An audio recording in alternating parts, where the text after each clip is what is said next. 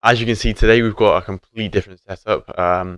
Currently not at home, so this would be a different background, different audio quality. I do apologise, but staying consistent is something that I try to do. The topic I want to talk about today is there's two sides to every coin, and with this analogy, we're going to be looking at what it really means to have two sides to every coin. This side of the coin without the other. Specifically, we're going to be talking about risk.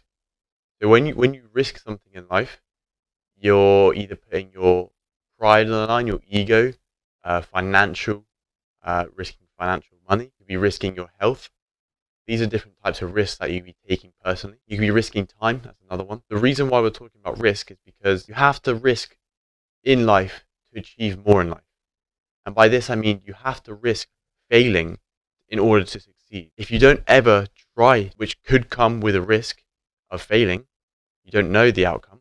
If you don't ever try and do it, you'll never know. So people who fear failing or fear even rejection, if you're scared of rejecting, you'll never apply for these jobs, you'll never apply yourself to new situations, you'll never ask that person out. If you are constantly running around in fear of all these different scenarios, you're never gonna fully experience life. The FOMO is not there for you, and the FOMO should almost be pushing you to not fear. It's kind of ironic. So the fear of missing out should push the fears of other entities away. I think it's important for us to recognize as humans and as individuals to make sure we keep on top of ourselves and ask ourselves, why am I not doing this? If I'm not wanting to go to the gym out of fear of judgment, fear of failure, you're not going to ever try this new gym. If you're not going to the gym and you want to try something new, go work out, get healthy, feel healthy, but you're scared of all these different things,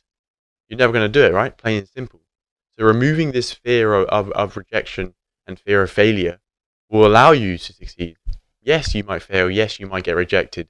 But that's what you use to build your character, to use to learn from. Nothing in life is ever useless. Maybe the odd tedious task here and there, but there's the opportunity to learn is always there and always presents itself. Just sometimes it is harder to find than others. And that's why I really do believe in silver linings. Whenever there's a negative situation in my life, I always look for the silver lining, or at least strive to look for it. Because I know that deep down, hidden away somewhere, there's even the smallest of silver linings which will make this negative better than just a pure 100% negative. So hopefully, if you start looking at these situations where you feel this fear of either rejection, of failing, even if you want to risk, you have to risk heartbreak to love, right? Very cliche and niche thing to talk about as well, but it's still valid. These fears are translated throughout life. They just come as different entities within their individual situations, right? They all derive from the word fear.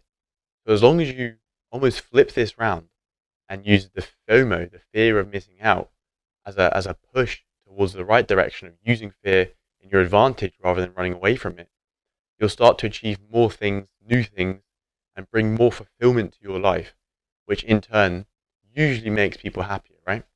You're achieving more, you're doing more, you're experiencing the world in a more fulfilling way, and therefore these endorphins are released in your mind, and you're just feeling overall general positive aurora. Well, that's my 2 cents on the topic, as they say. Hopefully, someone gained a bit of insight from this. Personally, I always use the silver linings as something to help me overcome or overlook a negative situation and not let it hold me down for too long. Obviously, the severity of a negative situation does depend on how much it affects you. But the majority of times, touch wood for everyone, that these situations aren't too severe and are very, very scarce in severity. The quote I'm reading you doesn't have an author from what I can see. If you're always avoiding risk, you're risking missing out on